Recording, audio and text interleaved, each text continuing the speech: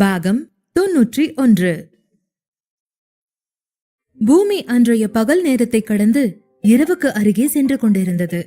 குளித்துவிட்டு மீண்டும் தன் அறையில் கட்டிலில் அமர்ந்திருந்தாள் மின்மினி.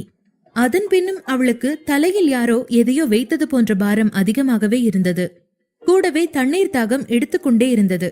மின்மினி வெகு நேரமாக கீழே வராததால் ஆச்சி அவள் அறைக்கு வந்து பார்த்தார். ஆச்சியை பார்த்ததும் வேகமாக படுக்கையில் இருந்து எழ அவள் பதறி எடுத்து எழுந்து உட்கார்வதை பார்த்து, எதுக்கு மணி இவ்ளோ பதறி போய் எழுந்துக்கற? முதல்ல உட்காரு, சாயந்தரம் பௌர்ணமி பாக்கணும் இல்லையா? அப்ப நீ இந்த ட்ரெஸ் போட்டுக்க போதும், புடவையெல்லாம் வேணாம் என்றார். கல்பனா, அதை கொண்டு வந்து இங்க வைமா என்றார் ஆச்சி. கல்பனா டர்க்வைஸ் நிற லெஹங்காவை மின்மினியின் முன்பு கொண்டு வந்து வைத்தார். ஆனால் மின்மினி எந்த ரியாக்ஷனும் காட்டாமல் சோகமாக இருந்தாள். அவளுடைய கண்களில் நிரம்பியுள்ள பிரிவின் வலி பற்றி ஆச்சிக்கு தெரியாமல் இருக்குமா? ஆச்சி மின்மினியின் தலையை தடவி கொடுத்து கொண்டே, அவன் வந்துருவா மினி, நீ எதுக்கும் கவலைப்படாத என்றார். இதை கேட்ட மின்மினி ஆச்சியை கட்டிக்கொண்டாள். அவள் கண்கள் கண்ணீரால் நிறைந்தன. அவள் முதுகை தடவியபடி, நாளும் கிழமையும் அதுமா அழக்கூடாது ராஜாத்தி, ஆரி உன்னை விட்டு எங்க போயிட போறான், அவன் வந்துருவான் என்றார். ஆச்சி மினியை கால் நீட்டி அமர சொல்ல மினி கால் நீட்டினாள். கல்பனா மினியின் சிவந்த பாதங்களை தடவி கொடுக்க அங்கு வந்த பணிப்பெண் மின்மினிக்கு மருதாணியிட ஆரம்பித்தாள். அங்கே ஆரியனின் அலுவலகத்தில் காலை முதல் மாலை 6 மணி வரை ஆரியன், சித்தார்த், வின்சென்ட் ஆகியோர் தங்களுடைய புதிய ப்ராஜெக்டில் மும்முரமாக இருந்தனர். மூவரும் முன்பே பேசிக்கொண்டபடி ஒரு புது ப்ராஜெக்டில் ஒன்றாக இணைந்து பணியாற்ற தொடங்கினர். அதன் பின் ஆரியனும் வின்சென்ட்டும் அபார்ட்மெண்ட் செல்ல சித்தார்த் அவனுடைய வீட்டிற்கு திரும்பினான். நேற்று முன்தினம்தான் வின்சென்ட் அவனுடைய மனைவி ஜார்ஜினாவுடன் அமெரிக்காவில் இருந்து இந்தியா வந்தான். சென்னை விமான நிலையத்தை அடைந்ததும் முதலில் ஆரியனை அழைக்க, அதன் பின் ஆரியனும் எந்த ஹோட்டலில் தங்குவது என்ற பேச்சை கட் செய்தபடி தன்னுடன் தங்கச் சொன்னான். அதற்கு வின்சென்ட் சம்மதிக்க அவர்களை பிக்கப் செய்ய ஆரியன் தனது காரை அனுப்பினான். இருவரும் அவனது அபார்ட்மெண்டிற்குள் வந்ததும் தான் ஆரியனுக்கு வின்சென்ட் ஜார்ஜினாவுடன் இருப்பதே தெரிந்தது. முன்பே தெரிந்திருந்தால் அவர்கள் தங்குவதற்கு வேறொரு ஏற்பாட்டை செய்திருப்பான். கணவன் மனைவிக்கு நடுவே இடையில் தான் போக வர இருப்பதே ஆரியனுக்கு சங்கடமாகத்தான் இருந்தது. ஆனாலும் அதனை அவன் காட்டிக்கொள்ளவில்லை. அந்த கூச்சமோ என்னமோ அவனுக்கு திருமணமானதை பற்றியும் அவர்களிடம் சொல்லாமல் இருந்தான். ஜார்ஜினா அங்கு வந்தபோது வின்சென்ட் ஆரியனுடன் பால்கனியில் அமர்ந்து ஏதோ பேசிக் கொண்டிருந்தார்கள். அவர்களோடு ஜார்ஜினாவும் அரட்டையில் கலந்து கொண்டாள். பேசிக்கொண்டே இருந்த ஜார்ஜினா திடீரென, இஸ் தட் யுவர் வைஃப் என்று கேட்டாள். ஜார்ஜினா சொல்வதை கேட்டு ஆரியன் ஆமாம் என்று மெதுவாக தலையசைத்தான். அதை கேட்ட வின்சென்ட் அதிர்ச்சி அடைந்து, உனக்கு கல்யாணம் ஆயிடுச்சுன்னு என்கிட்ட கூட சொல்லல என்று கோபமாக கேட்டான்.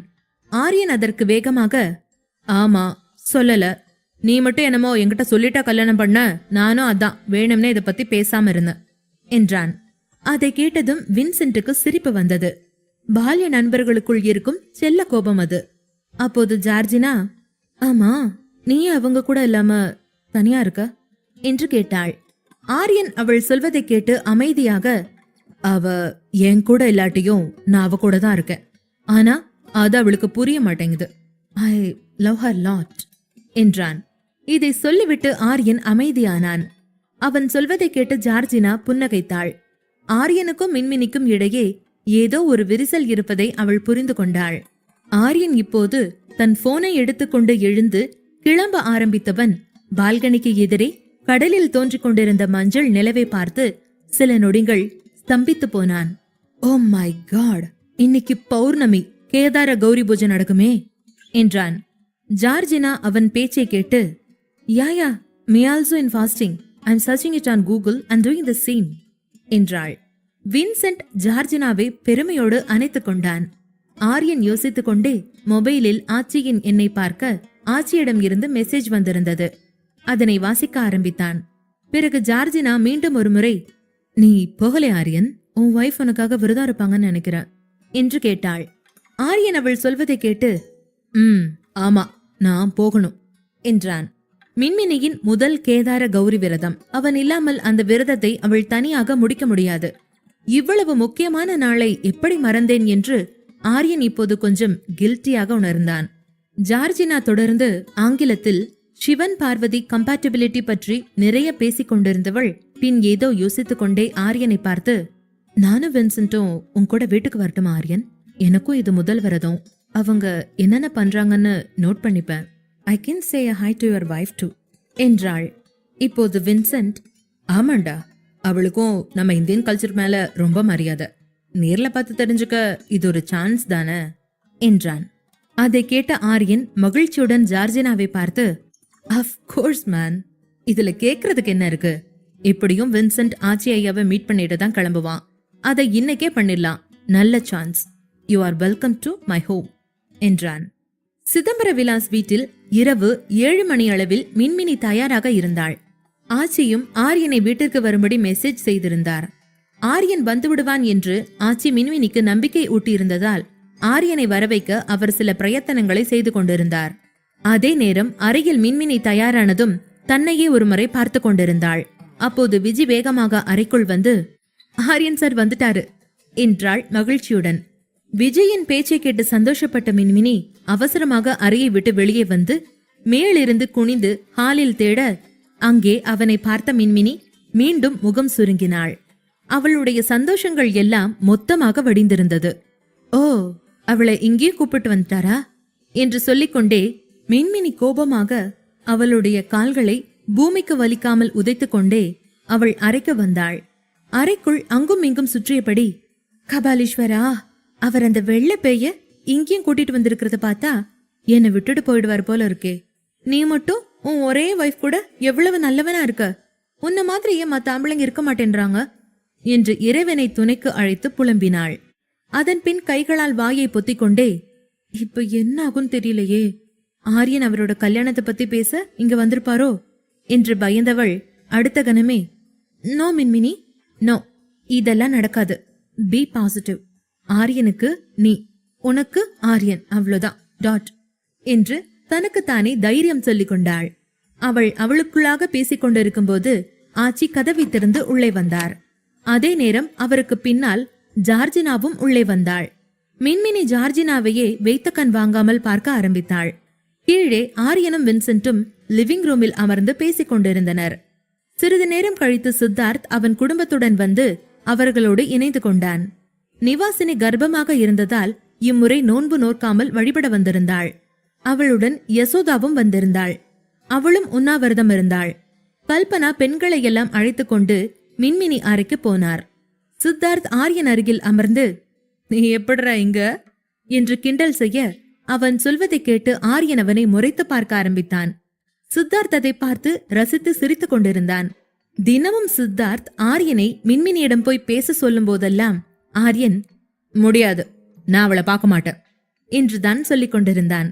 இந்த வீம்பெல்லாம் ரொம்ப நாளைக்கு தாங்காது என்பதாலேயே சித்தார்த் அமைதியாக ஆரியனுடைய போக்கிற்கு போக விட்டிருந்தான்.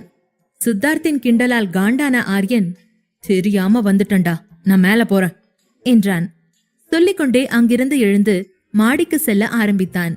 இங்கே மின்மினியின் அறையில் ஆச்சி, மின்மினி, இது ஜார்ஜினா, ஆரியன் ஃப்ரெண்டோட மனைவி. பௌர்ணமி பூஜை செய்ய ஆசைப்படுறா. உன்னோட புது சாரீஸ்ல ஒன்னு எடுத்து கொடு, அவ கட்டிக்கட்டும். உங்க 2 பேருக்குமே இது ஃபர்ஸ்ட் விரதம்ல, அதனால 2 பேரும் சேர்ந்தே பூஜை பண்ணுங்க என்றார். யசோதாவும் கல்பனாவும் அங்கே அதற்காகவே வந்திருந்தனர். மினியிடம் விவரங்களை சொல்லிவிட்டு ஜார்ஜினாவை ரெடி பண்ணி அழைத்து வருமாறு கூறிவிட்டு யசோதாவும் ஆச்சியும் வெளியேறினார்கள். இப்போது மின்மினி, நிவாசினி மற்றும் ஜார்ஜினா ஆகியோர் மட்டுமே அறையில் இருந்தனர். மின்மினி தயக்கத்துடன் ஜார்ஜினாவை க்ளோசெட் அறைக்கு அழைத்து சென்று அவளுக்கான புடவையை எடுக்க முயற்சித்துக் கொண்டிருந்தாள். என் ஆரியனை வளைச்சு போட்டு என் ரூம் வரைக்கும் வந்துட்டல்ல, அடியே வெள்ளக்காரி, சூனியக்காரி, நீயும் உன் மண்டையும், உனக்கு எதுக்கு நான் சாரி கொடுக்கணும் என்று வேண்டுமென்றே சில புடவைகளை எடுத்து பார்த்துவிட்டு, நோ, இதெல்லாம் நான் ஆல்ரெடி யூஸ் பண்ணிட்டேன். அடடா, உனக்கு கொடுக்க என்கிட்ட புது புடவை எதையுமே காணுமே என்று சொல்லிக்கொண்டே அலமாரியில் புடவை தேடுவதைப் போல மின்மினி தொடர்ந்து நடித்தாள். நல்ல புடவைகள் அனைத்தையும் மின்மினி ஏதோ ஒரு சாக்கு சொல்லி தட்டி கழிக்க ஜார்ஜினா அவளையே பார்த்து கொண்டிருந்தாள். அவளது குழந்தைத்தனமான செயல்களை கண்டு சிரிப்பை அடக்க முடியாமல் மின்மினியிடம், நீ ரொம்ப கியூட் மினி, அதுவும் இப்படி பரபரப்பா தேடுறப்ப உன் கண்ணு அலப்பாயிறது தண்ணிக்குள்ள மீன் நீந்துறது மாதிரியே இருக்கு என்றாள். மின்மினி அவள் பேச்சை கேட்டு ஆச்சரியப்பட்டு, உனக்கு தமிழ் தெரியுமா? ஜார்ஜினா, ஆமா, ஆனா உன் அளவுக்கு ஃப்ளூயன்ஸ் இருக்காது, திக்கித்தனறி வரும் என்றாள். மின்மினி மனதிற்குள், நல்ல வேளை நான் மைண்ட் வாய்ஸ் நினைச்சு சத்தமா பேசியிருந்தா நல்லா மாட்டு இருந்திருப்பேன் என்றபடி நிம்மதி பெருமூச்சு விட்டாள். மின்மினி ஜார்ஜினா தன்னை பார்த்து கொண்டிருப்பதை பார்த்து அசட்டு சிரிப்புடன், இப்ப என்ன பண்றது ஜார்ஜினா, என்கிட்ட புது புடவை எதுவுமே இல்லையே என்றாள். அப்போது இருவரின் பின்னால் இருந்தும் ஒரு குரல் வந்தது. இருவரின் பேச்சையும் வேறு யாரோ கேட்டுக்கொண்டிருந்ததை உணர்ந்து அவர்கள் திரும்பி பார்க்க அங்கே ஆரியன் தான் மின்மினியின் பெயரை சொல்லி அறைக்குள் வந்தான். வந்த வேகத்தில் மின்மினியின் மற்றொரு அலமாரியை திறந்துவிட்டபடி, ஜார்ஜினா, சூஸ் ஃப்ரம் திஸ். இங்க உனக்கு பிடிச்ச புடவை எடு, இதெல்லாமே புதுசு, இன்னும் யூஸ் பண்ணாதது என்றான். இதை சொல்லிவிட்டு ஆரியன் மின்மினியின் பக்கம் திரும்பி அவள் கையை பிடித்து இழுத்தபடி ஜார்ஜினாவிடம், கைண்ட்லி எக்ஸ்கியூசஸ் என்றபடி அங்கிருந்து நகர்ந்தான். ஜார்ஜினா சிரித்துக்கொண்டே, வித் பிளஷர் என்றாள். மின்மினியின் விருப்பமில்லாமல் ஆரியன் வலுக்கட்டாயமாக மின்மினியை தன்னுடைய பால்கனிக்கு அழைத்து வந்தான். நிவாசினி ஏற்கனவே பால்கனியில் நிற்பதை கூட அவன் கவனிக்கவில்லை. ஆரியன் மின்மினியை பால்கனிக்கு அழைத்து வந்து சுவரோடு தள்ளிவிட்டு தானும் அவள் முன் நின்றான்.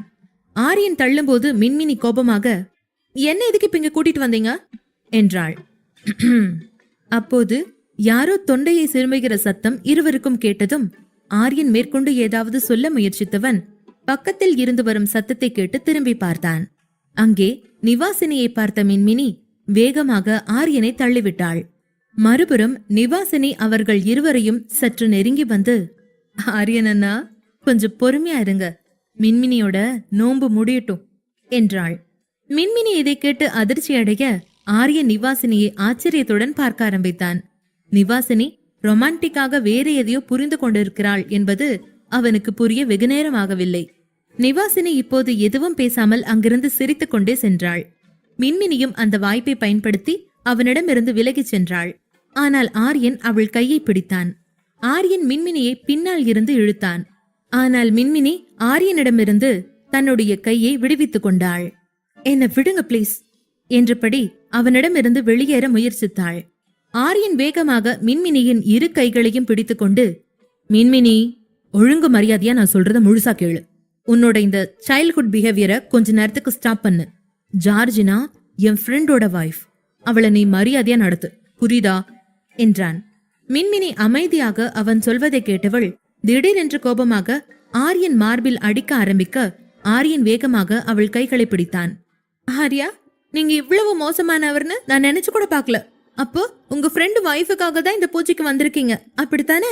எனக்காக வரலல்ல என்று சொல்லிக்கொண்டே ஆரியன் பிடியில் இருந்து தன்னுடைய கைகளை விடுவித்துக் கொண்டு வேகமாக அறைக்குள் சென்றாள் மின்மினி.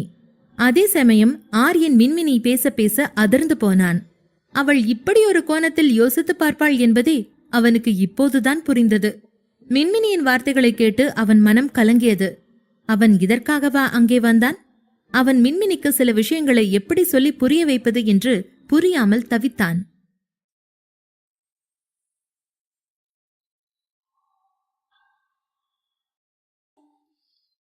பாகம் 92. மின்மினி மீண்டும் அலமாரி அறைக்கு வந்ததும் ஜார்ஜினாவை பார்த்தாள்.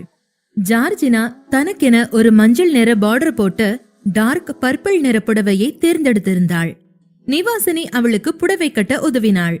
அந்த புடவையை பார்த்த மின்மினி அதிர்ந்தாள். மின்மினி ஒருமுறை கூட உடுத்தாத அவளுக்கு பிடித்த புடவைகளில் அதுவும் ஒன்று. பேசிக்கலி அவள் ஒரு பர்பிள் கேர்ள் அல்லவா? மஞ்சளையும் பர்பிளையும் அவள் தன்னுடைய உயிர் போல பாவிப்பவள். ஆனாலும் மின்மினி அமைதியாக இருந்தாள். அவள் பார்க்கும்போது ஜார்ஜினா புடவையை உடுத்தி இருந்ததால் அதற்கு பின்னர் எதுவும் பேசுவது சரியாக இருக்காது என்று மின்மினி இப்போது ஜார்ஜினா கையை பிடித்து தன்னுடன் கூட்டிக் கொண்டு வந்தாள். ஜார்ஜினா மின்மினியையே பார்த்து கொண்டிருந்தாள். மின்மினி அவளை இழுத்து கொண்டு வந்த வேகம் பார்த்து தன்னை அறைக்கு வெளியே தூக்கி எறிய போகிறாள் என்று அவள் நினைக்க, ஆனால் மின்மினி அவளை டிரெஸ்ஸிங் டேபிளில் அருகே உட்கார வைத்தாள். மின்மினி அமைதியாக ஜார்ஜினாவை தயார் செய்ய ஆரம்பித்தாள். சிறிது நேரத்தில் ஜார்ஜினா தயாராகிவிட்டாள். மின்மினி இப்போது சிரித்துக்கொண்டே, நீ கியூட் விமன் ஆயிட்ட ஜார்ஜினா என்றாள். ஜார்ஜினா சிரித்துக்கொண்டே, தேங்க்ஸ் அ லாட், எல்லாத்துக்குமே நீதான் காரணம் என்றாள். அப்போது அங்கு நின்ற நிவாசினி அவர்கள் இருவருடனும் சில செல்ஃபிகளை எடுத்தவள், கேதார கௌரி விரதத்துக்கு கூடுதல் ஆள் சேர்க்கப்படலாம், இனிதே நிறைவடைந்தது, சக்தி இல்லாமல் சிவமில்லை என்கிற கேப்ஷனை போட்டுவிட்டு அவர்கள் மூவரும் எடுத்த செல்ஃபியை இன்ஸ்டாவில் போஸ்ட் செய்தாள். அதன் பின்னர் மூவரும் அறையை விட்டு கீழே வந்தனர். கீழே இறங்கி வந்தவுடன் மின்மினியின் கண்கள் ஆரியன் மீது விழுந்தது. சித்தார்த் மற்றும் வின்சென்ட்டுடன் அவன் தயாராகி நின்றிருந்தான். ஒரு வெள்ளை நிற குர்தா அணிந்து அவன் கட்டுமஸ்தான அழகை பறைசாற்றிக் கொண்டிருந்தான். அவள் பார்த்த அதே நேரம் ஆரியன் கண்களும் மின்மினியின் மீது பட மின்மினி வேகமாக கண்களை திருப்பி பூஜை அறையை நோக்கி சென்றாள். அனைவரும் பௌர்ணமி பூஜையை சிறப்பாக பயபக்தியுடன் வழிபட்டனர். ஆண்கள் ஒரு ஓரமாக நிற்க பெண்கள் அனைவரும் அமர்ந்து சிவஸ்தோத்திரங்களை உச்சரித்தார்கள். அதன் பின் நைவேத்தியங்கள் வைக்கப்பட்டு ஆரத்தி காட்டி பூஜையை நிறைவு செய்தனர். பூஜை முடிந்த பின்னர் வானில் இருக்கும் நிலாவை அன்னை பார்வதியாகவும் ஆகாயத்தை சிவமாகவும் வழிபட வேண்டும். அதனால் அனைவரும் ஆரத்தி எடுத்து முடிந்ததும் அங்கிருந்து கிளம்பினார்கள். அனைவரும் அந்த ஆகாய வழிபாட்டிற்காக மாடிக்கு செல்ல ஆரம்பித்தனர். அப்போது சித்தார்த் அங்கும் இங்கும் கண்களை சுழற்றி தேடிக் கொண்டிருந்தான். இந்த நேரம் பார்த்து எங்க போனா இவன், தம் போடுற நேரமா இது என்று யோசித்துக் கொண்டே ஆரியனை அழைக்க வெளியில் இருக்கும் தோட்டத்திற்கு சென்றான் சித்தார்த். தோட்டத்தில் ஆரியன் ஸ்மோக் செய்து கொண்டே சிந்தனையில் ஆழ்ந்தான். அவனுக்கு இப்போது மிகவும் குற்ற உணர்ச்சியாக இருந்தது. இந்த முறை அவன் தன் ஈகோ காரணமாக மின்மினியை மிகவும் காயப்படுத்தி இருந்தது புரிந்தது. நேற்றும் அவன்தான் மின்மினியிடம் நிஜமாகவே தவறாக நடந்து கொண்டான். அதனாலேயே அவள் அவனிடம் பேசக்கூட விரும்பவில்லை. இன்றைக்கு அவளின் சிறப்பு நாளை கூட அவன் மறந்துவிட்டான். கல்யாணத்திற்கு பிறகு மின்மினிக்கு இதுதான் முதல் புருஷ விரதம். அதை கூட மறந்துவிட்டு லேட்டாக பூஜை நேரத்திற்கு வீட்டிற்கு வந்திருக்கிறான். இதுவரைக்கும் கல்யாணத்திற்கு பிறகு மின்மினிக்கு என்று ஆரியன் எதுவுமே செய்ததில்லை. ஆனாலும் அவள் சந்தோஷமாகவே இருந்தாள். ஆரியனிடம் இது வேண்டும் அது வேண்டும் என்று எதுவும் கேட்கவில்லை. அவனிடம் எந்த கோரிக்கையும் வைக்கவில்லை. அவள் நிஜமாகவே மிகவும் அப்பாவி என்பது ஆரியனை மிகவும் வாட்டியது. ஆரியனுக்கு தன்மேல் மிகவும் கோபம் வந்தது.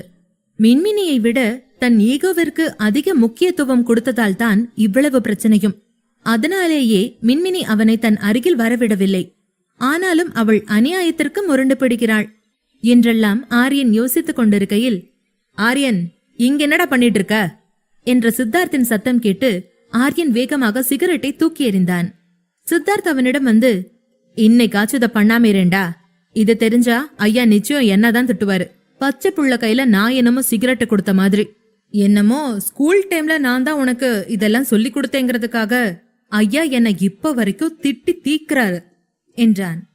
சரி, இனி ட்ரை பண்ற என்று ஆரியன் பேச்சை கட் செய்ய விரும்ப சித்தார்த்தும் பேச்சை மாற்றி, சரி பூஜைக்கு நேரமாச்சுன்னு சொன்னாங்க, மொட்டை மாடிக்கு போலாம் வா என்றான். கொஞ்சம் ஆச்சரியப்பட்ட ஆரியன், மேலையா? இங்க தோட்டத்திலயும் பூஜை நடத்தலாம்ல, இங்கேயும் நிலா வருமே, ஆச்சிக்கு மேல படியேறது சிரமமா இருக்கும் என்றான் ஆரியன். ஆமா, நானும் இதான் யோசிச்சேன். ஆனா மேல இருந்தா நிலா இன்னும் கொஞ்சம் பக்கமா தெரியுதுன்னு நினைக்கிறாங்களோ என்னவோ. ஆச்சி பத்தி கவலைப்படாத, வின்சென்ட் ஆச்சியை கூட்டிட்டு போயிருக்கான், நீ இப்ப வா என்றான். சித்தார்த் ஆரியன் இருவரும் உள்ளே வந்ததும் சித்தார்த் வேகமாக நிவாசினியிடம் சென்று அவள் கையில் இருந்த பூஜை தட்டை எடுத்துக்கொண்டு அவள் கைகளை பிடித்து மெல்ல அணைத்தபடி மெதுவாக படிகளில் ஏற ஆரம்பித்தான். ஜார்ஜினாவும் அவர்களுடன் இணைந்து கொள்ள அவர்கள் சென்ற சிறிது நேரம் கழித்து மின்மினியும் மாடிக்கு செல்ல ஆரம்பித்தாள். தன் எதிரில் மின்மினியை பார்த்ததும் ஆரியன் முகத்தில் ஒரு புன்னகை வந்தது. இன்று மின்மினி மிகவும் அழகாக இருந்தாள். அவன் அவளை பார்த்து கொண்டே இருக்க விரும்பினான். அவள் டர்க்வைஸ் நிற லெஹங்காவில் தேவதை போல நடந்து போய்க் கொண்டிருந்தாள். ஆரியன் பார்வை அவள் மெல்லிய இடுப்பில் போய் நின்றது. இதை பார்த்ததும் ஆரியன் கண்களை இறுகி மூடிக்கொண்டான். மின்மினி பின்னால் அலையும் மனதை கட்டுப்படுத்த முயன்றான். மின்மினியை பார்த்ததும் ஆழ்ந்த பெருமூச்சை இழுத்துக்கொண்டு, இன்னைக்கு கண்டிப்பா அழகால என்ன சாவடிக்க போறோம் என்று மனதிற்குள் சொல்லிக் கொண்டான். மறுபுறம் ஆரியன் தன்னை பின்தொடருவதை மின்மினி அறிந்திருந்தாலும் அவள் அவனை புறக்கணித்தபடி முன்னால் போய்க் கொண்டிருந்தாள். மொட்டை மாடிக்கு செல்ல மேலும் ஒரு மாடி படிக்கட்டுகளில் ஏற வேண்டும். மின்மினி இப்போது மெதுவாக படியேறி போய்க் கொண்டிருந்தாள். மற்றவர்கள் எல்லாரும் அவளுக்கு முன்னால் சென்று விட்டனர். ஆனால் மின்மினியால் படிக்கட்டுகளில் வேகமாக நடக்க முடியவில்லை. அவள் கால்கள் தள்ளாட அவள் கீழே விழும் முன் அவளை பின்தொடர்ந்து வந்த ஆரியன் வேகமாக முன்னேறி அவளை தாங்கிக் கொண்டான். அவளை பிடித்து கொண்ட ஆரியன், ஆர் யூ ஓகே என்று கவலையுடன் கேட்க மின்மினி பதில் சொல்லும் நிலையில் இல்லாததால் கண்களை மூடினாள். பதறிய ஆரியன் அவளை தூக்கிக் கொண்டு தன் அறையை நோக்கி அழைத்து செல்ல முயற்சிக்க மின்மினி வேகமாக, இல்ல, ரூமுக்கு போக வேணாம், நான் இப்போ நிலா பார்க்கணும், பூஜை இன்னும் முடியல என்றாள். ஆரியன் அதனை மறுத்து, இல்ல, நீ ஃபர்ஸ்ட் ரெஸ்ட் எடு என்றான். அதை கேட்ட மின்மினி, ஹலோ, உங்களுக்கு என்ன பைத்தியமா? எனக்கு டீஹைட்ரேஷன், ரொம்ப தண்ணி தாகம் எடுக்குது, அதான் தலை சுத்துது. மேல போய் நான் பூஜை செய்யணும், அப்புறம்தான் சாப்பிட முடியும். கொஞ்சம் என் உயிரை வாங்காம என்னை கீழே இறக்கி விடுங்க, இப்பவே ரொம்ப பசிக்குது என்றாள் மின்மினி. ஓகே ஓகே என்று சொல்லிக்கொண்டே மின்மினியை மேலே அழைத்து செல்ல ஆரம்பித்தான் ஆரியன். மின்மினி மீண்டும் ஒருமுறை அவனை இடைமறித்து, கடவுளே, என்ன பண்றீங்க? இத்தனை பேர் முன்னாடி என்ன தூக்கிட்டு போனா எல்லாரும் என்னதான் தப்பா பேசுவாங்க, நானே நடந்து போய்ப்பேன், இறக்கி விடுங்க என்றாள். ஆனால் ஆரியனோ, கொஞ்சம் வாய மூடு மினி, எதுக்கு எடுத்தாலும் அதிகமா பேசுற, நீ பேசுறத கம்மி பண்ணா பேசுற உனக்கும் அதை கேட்கற எனக்கும் நிறைய எனர்ஜி சேவ் ஆகும் என்று அவளை மேலும் இறுக்கமாக பிடித்து ஏந்திக் கொண்டு மேலே சென்றான். மின்மினி ஆரியன் பேச்சை கேட்டு அமைதியானாள். அவள் ஒரு கையை ஆரியன் கழுத்தில் போட்டு மறு கையால் தன் பூஜை தட்டை பிடித்துக் கொண்டிருந்தாள். ஆரியன் சில படிகளில் ஏறியதும் அவள் மறுபடியும், எனக்கு கஷ்டமா இருக்கு ஆரியன், எல்லாரும் முன்னாடி இப்படி போக கூச்சமா இருக்கு என்றாள். அவள் சொல்வதை கேட்ட ஆரியன் புன்னகைத்தான். மின்மினியின் தயக்கத்தை உணர்ந்தவன் மொட்டை மாடிக்கு செல்வதற்கு முன் படியில் அவளை இறக்கிவிட்டு ஒரு கையால் அவளை பிடித்தபடி அழைத்து கொண்டு போனான். வீட்டின் மொட்டை மாடி மிகவும் பெரிதாக இருந்ததால் மொட்டை மாடியின் ஒரு ஓரத்தில் ஆச்சி, யசோதா, அவர் கணவர் மற்றும் ஐயா ஆகியோர் அமர்ந்திருந்தனர். மற்ற எல்லோரும் மொட்டை மாடியின் மறுபக்கம் தங்கள் அரட்டைகளில் மூழ்கியிருந்தனர். ஐயாவுக்கு ஆரியன் மீது கடும் கோபம் இருந்தாலும் எல்லோர் முன்னிலையிலும் ஆரியனை எதுவும் சொல்ல விரும்பவில்லை. அதனால் பேசாமல் இருந்தார். நிவாசினியும் ஜார்ஜினாவும் தங்கள் புகைப்படங்களை கிளிக் செய்வதில் பிஸியாக இருந்தனர். நிலவு எதற்காகவோ மேகத்திற்கு பின்னர் ஒளிந்து கொண்டு போக்கு காட்டிக் கொண்டிருந்தது. இன்னும் வெளியே வரவில்லை. மின்மினியும் ஆரியனும் வருவதை பார்த்த வின்சென்ட் மின்மினியிடம் வந்து, ஹலோ மின்மினி என்றான். மின்மினி சற்று குழப்பத்துடன் ஹலோ என்றாள். சித்தார்த் வின்சென்ட்டை கை காட்டி மின்மினியிடம், மினிமா, இது ஜார்ஜினா ஹஸ்பண்ட், அதானடா, உன்னை இனிமே அப்படித்தானே கூப்பிட முடியும். நான் நிவா புருஷன், ஆரியன் மின்மினி புருஷன், தோ இவன் ஜார்ஜினா புருஷன் என்று சிரித்துக்கொண்டே கிண்டல் செய்தான். அதன் பின், நாங்க எல்லாரும் காலேஜ் மேட்ஸ் என்றான். இதை கேட்ட மின்மினி இப்போது தெளிவானாள். அதன் பின் கொஞ்ச நேரத்தில் மூவரும் சிரித்து பேச ஆரம்பித்தனர். தன்னோடு பேசாத மின்மினி மற்றவர்களுடன் இப்படி சிரித்து பேசுவதை பார்த்து ஆரியனுக்கு எரிச்சல் வந்தது. மின்மினியின் கோபத்திற்கு மரியாதை கொடுத்து கொஞ்சம் தள்ளி நின்ற ஆரியன் அவள் மற்றவர்களுடன் சிரித்து பேசுவதை பார்த்ததும் வேகமாக வந்து அவள் அருகில் நின்றான்.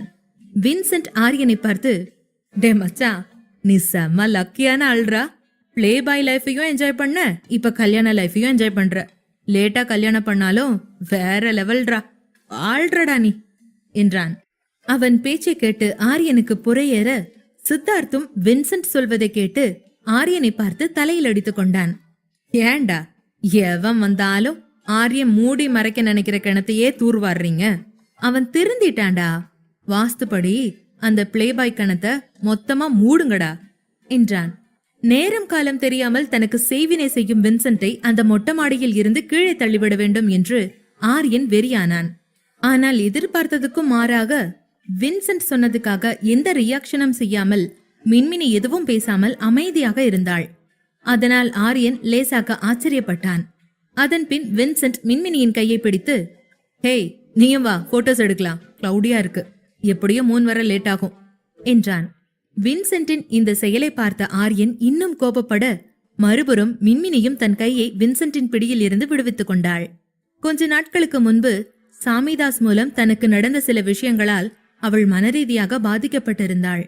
தனக்கு நேர்ந்த விபத்தால் பிறரை தொடக்கூட அவள் கொஞ்சம் பயந்தாள். இது புரியாத வின்சென்ட் மின்மினியிடம், நான் நல்ல போட்டோகிராஃபர், PC ஸ்ரீராம், நீரவ் அடுத்தது நான் தான் செம்ம டேலண்ட் தெரியுமா என்றான். வின்சென்ட் மினியிடம் வளவளவென்று அதிகம் பேசிக் கொண்டிருந்ததால் அவன் முட்டாள்தனத்தை பொறுத்து கொள்ள முடியாமல் வின்சென்ட் கையை பிடித்து, நானும் கூட இங்கதான் இருக்கேன்டா, நான் உன் கண்ணுக்கு தெரியாம போயிடல, போட்டோ எடுக்கிறது தான் எடுக்கிற, என் பொண்டாட்டியை என் கூட சேர்ந்தே போட்டோ எடு என்றான். ஆரியனின் ஆவேச நிலையை பார்த்த வின்சென்ட், பாரா சுத்து, நம்ம ஆரியன் பொறாமல்லாம் படுறான், பொசசிவ் ஆகுறான் என்றான். அதை கேட்ட ஆரியன், ஆமா அப்படிதான் அவன், இப்ப என்ன என்றபடி மின்மினியின் கையை பிடித்து அவளை தன்னுடன் அழைத்து வந்தான். சிறிது நேரம் கழித்து நிலா மேகத்தின் பிணைப்பில் இருந்து வெளியேறியது. பெண்கள் அனைவரும் நிலவை வணங்கத் தொடங்கினர். மின்மினியும் முதலில் நிலவை வணங்கி பின்னர் ஆரியனுடன் சேர்ந்து அனைத்து சடங்குகளையும் செய்தாள். ஆச்சி ஒவ்வொன்றாக சொல்ல சொல்ல மின்மினி செய்ய ஆரம்பித்தாள். அவளை பார்த்து ஜார்ஜினா வின்சென்ட்டுடன் சேர்ந்து பூஜை செய்து கொண்டிருந்தாள். எல்லாவற்றிற்கும் மேலாக மின்மினி பௌர்ணமி பூஜையின் இறுதியாக குனிந்து ஆரியன் பாதங்களை தொட்டாள். ஆரியன் மனதிற்குள் 100 கோடி புல்லாங்குழல்கள் ஒன்றிணைந்து வாசிக்கத் தொடங்கின. பூஜை முடிந்ததும் ஆட்சி சொல்வது வரை காத்திருக்காமல் மின்மினிக்கு விரைவாக தண்ணீர் கொடுத்தான் ஆரியன். அவள் உடல்நிலை வேகமாக மோசமானது. அவள் உடல் பலம் இழப்பதைக் கண்டு வேகமாக அவளது எனர்ஜியை மீட்டு கொண்டு வர அங்கே வைக்கப்பட்டிருந்த இனிப்புகளை எடுத்து ஊட்ட ஆரம்பித்தான். மின்மினிக்குள் ரகசியமாய் புதைந்திருந்த ஒன்று அந்த இனிப்புகளை சுவைக்க ஆரம்பித்தது. அதன் தித்திப்பில் சப்பு கொட்டியது.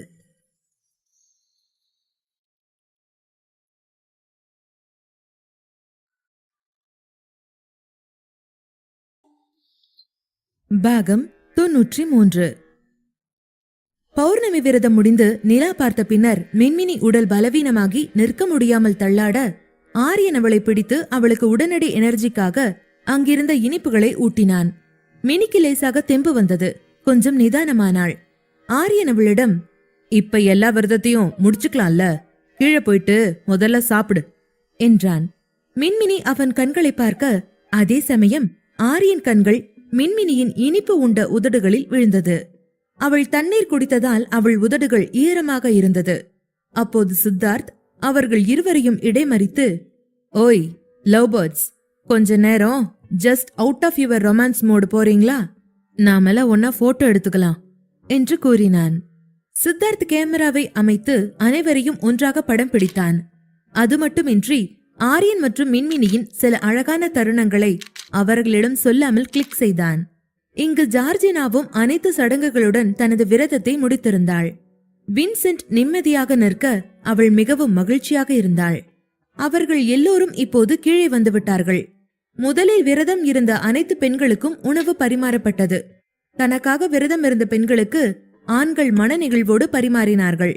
மின்மினிக்கு எதையும் சாப்பிட முடியவில்லை. ஆனாலும் ஆரியனின் வற்புறுத்தலின் பேரில் கொஞ்சமாக சாப்பிட்டாள். அன்றைக்கு ஆச்சி மிகவும் மகிழ்ச்சியாக இருந்தார். காந்திமதியும் அன்றைக்கு தியா இருக்கும் வீட்டிற்கு சென்றிருந்ததால் வீட்டில் குறையில்லாத சூழல் நிலவியது.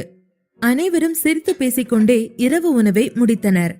சிறிது நேரம் கழித்து சித்தார்த்தின் குடும்பம் வெளியேறியது. வின்சென்ட் மற்றும் ஜார்ஜினா இருவரும் ஆரியன் வீட்டில் தங்கினார்கள்.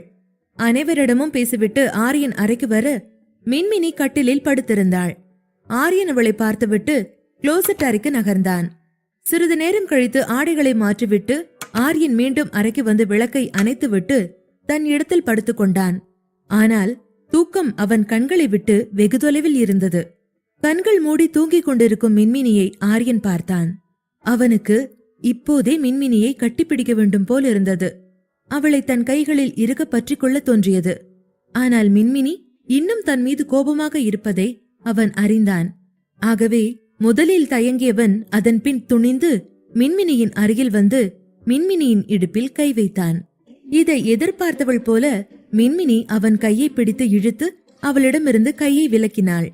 ஆரியன் எதிர்பார்க்காத ஒரு நொடியில் திரும்பி ஆரியன் மார்பில் பலமாக குத்தினாள். ஏய், என்னடி பண்ற இடியட்? நான் வேற யாரோ இல்ல, உன்னோட ஹஸ்பண்ட். இத்தனை நேரமா விரதம் இருந்து வேண்டிக்கிட்டியே, அவன்தான் நான் என்றான். அதை கேட்ட மின்மினி, ஓ அப்படியா என்றவள் வேகமாக எழுந்து அமர்ந்து ஆரியன் காலரை பிடித்து தன் அருகே அழைத்து பலார் என்று ஒரு அறை விட்டாள். இது என்ன தனியா விட்டுட்டு போனதுக்கு, இது என் போன் கால் எல்லாத்தையும் இக்னோர் பண்ணதுக்கு என்று அவனை மீண்டும் அறைந்தாள். அவள் அவனை மேலும் அடிக்கும் முன் ஆரியன் மின்மினியின் இரு கைகளையும் பிடித்து, யம்மா தாயே, நிறுத்துமா, தலை கிருகிருன்னு வருது. நீ சொல்ல வர்றது எனக்கு புரியுது. அஹிம்சைன்னு ஒன்னு இருக்கு மின்மினி, நெக்ஸ்ட் டைம்ல இருந்து அத ட்ரை பண்ணேன் ப்ளீஸ் என்றான். இதனால் கோபமான மின்மினி ஆரியன் பிடித்து கொண்டிருந்த தன்னுடைய கையை விடுவித்து, அடி பலமா இருந்தாதான் திரும்ப அதை செய்யணும்னு தோணாது என்று சொல்லிவிட்டு பின்னர் அழ ஆரம்பித்தாள். அவளை பார்த்த ஆரியன் அவள் அருகில் சென்று, இப்ப ஏன் அழற? அடிச்சது நீ, அடி வாங்கினது நான். நீ எதுக்கு இப்ப தேவையெல்லாம் அழற என்றான். நீங்க worst person, என்ன ஹர்ட் பண்ணிட்டே இருக்கீங்க. நான் உங்க கூட பேச மாட்டேன் என்று மீண்டும் அழுதாள். அவள் சொல்வதை கேட்டு ஆரியன் மின்மினியை அணைத்து கொண்டான். ஆமா தெரியும், நான் தான் உன்னை ஹர்ட் பண்ணிட்டேன் என்றபடி அவள் தலைமுடியை அன்பாக வருடினான். ஆரியன் தன் அருகே நெருங்கி வருவதை உணர்ந்த மின்மினி அவனை அவளிடமிருந்து விலக்கினாள். ஆரியன் மீண்டும் ஒருமுறை மின்மினியை தன் அருகில் இழுத்துக்கொண்டு, ஓகே பேபி, நான் சொல்றது கொஞ்சம் கேளு என்றான்.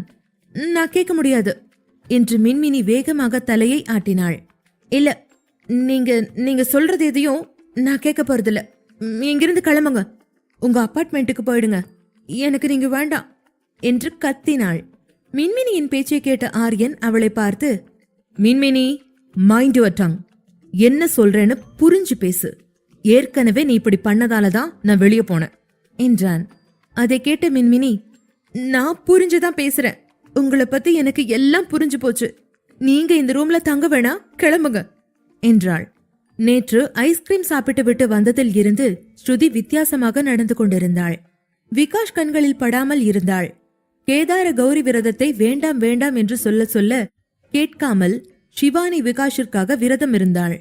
விகாஷின் மனம் 2 விஷயங்களுக்காக கொஞ்சம் கவலையோடு இருந்தது. முதலாவது, நேற்று ஐஸ்கிரீம் ஷாப்பிலிருந்து வந்தது முதல் அவன் ஸ்ருதியை பார்க்கவில்லை. அதற்கு மேல் இரண்டாவதாக ஷிவானியின் இந்த விரத நாடகம் வேறு. ஷிவானிக்கு போன் செய்து நோன்பு துறக்க தன்னால் அங்கே வர முடியாது என்றான். சில அவசர பாதுகாப்பு விஷயங்களுக்காக ஐஜியை பார்க்க போவதாக ஷிவானியிடம் பொய் சொன்னான். அதன் பின் மனதிற்குள், சாரி ஷிவானி, என்னால இந்த மாதிரி விஷயங்களை ஏத்துக்க முடியல. ஏன்னு தெரியல, இந்த புருஷ விரதம் முடிக்க நான் உன்னை பார்க்க வர்றது எனக்கு பிடிக்கல என்று மனதிற்குள் மன்னிப்பு கேட்டான் விகாஷ். விகாஷால் நடந்து கொண்டிருக்கும் எதையும் புரிந்து கொள்ள முடியவில்லை. மூளைக்கும் மனதிற்கும் நடுவே போராடி கொண்டிருந்தான். ஸ்ருதி மட்டுமே எப்போதும் அவன் இதயத்தில் மூழ்கியிருந்தாள். இன்று அவளை ஒரு கணமாவது பார்த்துவிட வேண்டும் என்று ஆவலாக இருந்தான். ராயல் என்ஃபீல்ட் அவனை ஏந்திக் கொள்ள போலீஸ் ஸ்டேஷனில் இருந்து வீட்டுக்கு கிளம்பினான். போகும் வழியில் மனம் தொடர்ந்து ஸ்ருதி நினைப்பில் அலைப்பாய விகாஷ் ஒரு பாருக்கு சென்று விஸ்கி ஆர்டர் செய்தான். அதன் பின் வெகுநேரம் கழித்து போதை இறங்கும் சமயம் வீட்டுக்கு போனான். வீட்டிற்குள் நுழையும் போதே விகாஷின் அப்பா பிரதாப் அவனுக்கு எதிரே நின்று கொண்டிருந்தார். அவனுடைய அப்பா பளாரென விகாஷின் கன்னத்தில் அறைய விகாஷ் நிலை தடுமாறினான். டாட் என்று ஏதோ சொல்ல போக, ஷட் அப் விகாஷ், நீ எந்த நிலைமையில வீட்டுக்கு வந்திருக்கேன்னு பாத்தியா? குடிச்சிட்டு கண்ணு செவக்க நீ வண்டி ஓட்டிட்டு வந்திருக்க என்று கத்தினார். அதை கேட்ட விகாஷ் பதில் எதுவும் பேச முடியாமல் தலை குனிந்தான். அதே நேரம் அங்கே ஆரியன் வீட்டில் மின்மினி மற்றும் ஆரியன் அருகில் நிம்மதி குலைய தொடங்கியது. மின்மினி ஆரியன் மீது கடுமையான கோபத்தோடு, எனக்கு உங்க கூட பேச விருப்பம் இல்ல, நீங்க தயவு பண்ணி இங்கிருந்து போங்க. உங்களுக்கு வேணுங்கிறப்ப நான் ரெடியா இருக்கணும், வேணாங்கிறப்ப நான் தனியா இருக்கணுமா? அதெல்லாம் என்னால முடியாது என்றாள். ஆரியன் அவள் அருகில் வந்து அவளை மீண்டும் அணைத்துக் கொள்ள முற்பட மின்மினி அவன் கையை தட்டி, டோன்ட் டச் மீ என்று அவனை தடுத்தாள். இதை சொன்ன மின்மினியின் கண்களில் மீண்டும் ஒருமுறை கண்ணீர் வர, கேக்குறதுக்கு யாரும் இல்லாதவங்கிறதுக்காக நீங்க என்னை எப்ப வேணா விட்டுட்டு போவீங்க, எப்ப வேணா கோவப்படுவீங்க, எப்ப வேணா இன்சல்ட் பண்ணுவீங்க, அப்படித்தானே? சரி சொல்லுங்க, இப்ப என்ன பண்ண போறீங்க என்றாள். மின்மினி. ஆரியன் மீண்டும் மின்மினியின் அருகில் வர இருந்தான். ஆனால் மின்மினி அவனை தள்ளிவிட்டபடி கட்டிலில் இருந்து எழுந்திருக்க ஆரியன் அவள் கையை பிடித்தான். ஆரியன் நடத்தைகளால் மனம் உடைந்து போயிருந்த மின்மினி, எனக்கு உங்க கூட பேசுறதுக்கு எதுவுமே இல்ல ஆரியன் என்றபடி அங்கிருந்து வெளியேற தொடங்க ஆரியன் மீண்டும் அவளை தன் அருகில் இழுத்து தன் மடியில் உட்கார வைத்தான். ஆரியன் மடியில் வலுக்கட்டாயமாக அமர வைக்கப்பட்ட மின்மினி மீண்டும் அழ ஆரம்பித்தாள். அழுது கொண்டே திரும்பி ஆரியன் மார்பில் சாய்ந்து அவனை அணைத்துக் கொண்டு தேம்பிக் கொண்டே, எதுக்கு இப்படி பண்ணீங்க? நான் அவ்வளோ கேவலமானவளா போயிட்டேன்ல, என்ன உங்க அப்பார்ட்மெண்ட்டுக்கு வெளியே நிக்க வச்சிட்டீங்கல்ல என்றாள். மின்மினி இதை சொன்னதை கேட்டதும் ஆரியனுக்கு இப்போது மிகவும் குற்ற உணர்ச்சியாக இருந்தது. ஆரியன் தன்னைத்தானே மனதிற்குள் நொந்து கொண்டான். மின்மினி அழுது கொண்டே, உங்களுக்கு எப்படி இதை சொல்லி புரிய வைக்கணும்னு எனக்கு சரியா தெரியல ஆரியன். நீங்க தான் என்னோட உலகம். நீங்க இல்லைன்னா என்னால தனியா இருக்க முடியல. நீங்க திரும்பி வருவீங்கிற நம்பிக்கை மட்டும்தான் என்னை இவ்ளோ நாளா உயிரோட இருக்க வச்சுச்சு. எனக்கு நீங்க வேணும் ஆரியன், என்னை விட்டுட்டு போகாதீங்க என்றாள். மின்மினியின் தலைமுடியை வருடி கொண்டிருந்த ஆரியனுடைய கைகள் அவள் சொன்னதை கேட்டதும் அப்படியே நின்றது. அதிர்ச்சி அடைந்த ஆரியன் மின்மினியை தன்னிடமிருந்து பிரித்து, இப்ப என்ன சொன்ன, மறுபடியும் சொல்லு என்று சந்தோஷமாக கேட்டான். ஆரியன் கேட்டதும் அழுது கொண்டிருந்த மின்மினிக்கு சுயநினைவு வந்தது. எமோஷனலாக பேசியதால் ஆரியனிடம் என்ன சொன்னாள் என்பது அவளுக்கே தெரியவில்லை. மறுபடி ஏதாவது உளறிவிட்டோமோ என்று யோசித்த மின்மினி வேகமாக ஆரியனை தள்ளிவிட்டு படுக்கையில் இருந்து எழுந்து கதவை நோக்கி ஓடினாள். ஆனால் ஆரியன் அதே வேகத்தோடு சென்று மின்மினியை பின்னால் இருந்து இழுத்து பிடித்து அழைத்து வந்தான். ஆரியன், பிளீஸ் விடுங்க என்று மின்மினி ஆரியன் கையில் இருந்து தன்னை விடுவிக்க முயல, அவள் அவனோடு உடல் ரீதியாக போராடி கொண்டிருப்பதை பார்த்த ஆரியன், ஸ்டாப் இட் மினி, நீ கீழ் விழப்போற என்று அவளை கடிந்து கொண்டான். மின்மினி அதன் பின் அமைதியாக ஆரியன் அவளை கீழே இறக்கிவிட்டு, சொல்லு, அப்பவே என்னவோ சொன்னீங்க, அத மறுபடியும் சொல்லு என்றான். மின்மினி எதுவும் பேசாமல் தலை குனிந்தாள். ஆரியன் மின்மினியின் முகத்தை தன் கைகளில் பிடித்துக்கொண்டு, பிளீஸ் பேசு மின்மினி, நான் சரியா கேட்கல, இன்னொரு வாட்டி கேட்கணும் என்றான். மின்மினி தன் இமைகளை உயர்த்தி, எனக்கு நீங்க வேணும் ஆரியன், நீங்க இல்லாம என்னால இருக்க முடியாது, உங்களை நான் அதிகமா நேசிக்கிறேன் என்று கூறி ஆரியன் கைகளிடமிருந்து தன்னை விலக்கி அவன் தோள்களில் சாய்ந்து கொண்டாள். மின்மினியின் அழகான வாக்குமூலத்தை கேட்ட ஆரியன் மென்மையாக புன்னகைத்தான். தான் தாலி கட்டிய மனைவி அவள் மனதில் என்ன இருக்கிறது என்பது கூட புரியாமல் தன்னுடைய கோபத்தால் ஏகப்பட்ட தவறுகளை அவன் ஒன்றன் பின் ஒன்றாக செய்திருக்கிறான். யோசிக்க யோசிக்க ஆரியன் மனம் வலிக்க ஆரம்பித்தது. ஆரியன் மீண்டும் மின்மினியின் முகத்தை தன் கைகளில் எடுத்துக்கொண்டு, நான்னா உனக்கு நிறைய பிடிக்குமா என்று கேட்டான். மினி என்று தலையசைத்தாள். அவன் கண்களில் கண்ணீர் முத்துக்கள் போல மின்னியது. மின்மினி தான் அவனை காதலிப்பதாக அவனிடம் ஒப்புக்கொண்டது இதுவே முதல் முறை. மின்மினியை விட்டு விலகி இருந்த இந்த நாட்களில் அவள் என்ன நினைத்து கொண்டிருந்தாள் என்று ஆரியனுக்கு தெரியவில்லை. மின்மினியை தான் மட்டுமே காதலிப்பதாகவும், ஆனால் அவளுக்கு அவன் மீது காதல் இல்லை, வெறுமனே மனைவி என்பதால் கடமைக்கு கூட இருக்கிறாளோ என்றுதான் ஆரியன் யோசித்துக் கொண்டிருந்தான். ஆனால் இப்போது அவள் தன்னை காதலிப்பதாக அவளே சொல்லவும் ஆரியனால் இந்த சந்தோஷத்தை தாங்க முடியாமல் மீண்டும் ஒருமுறை மின்மினியை அலைக்காக தூக்கி ஒருமுறை கட்டிலை சுற்றி வந்தான். அவளுடைய காதுகளில் I love you so much Mrs Aryan என்று கிசுகிசுத்தான். மின்மினி, இறக்கி விடுங்க, எனக்கு மயக்கம் வருது, தலை சுத்துது என்று ஆரியன் தோளில் அடிக்க மின்மினியின் பேச்சை கேட்ட ஆரியன் அவளை மெதுவாக கீழே இறக்கிவிட்டு அவள் கன்னத்தை கைகளில் ஏந்தி கொண்டு, சாரி மினிக்குட்டி, ஆர் யூ ஓகே நவ் என்று கேட்டான்.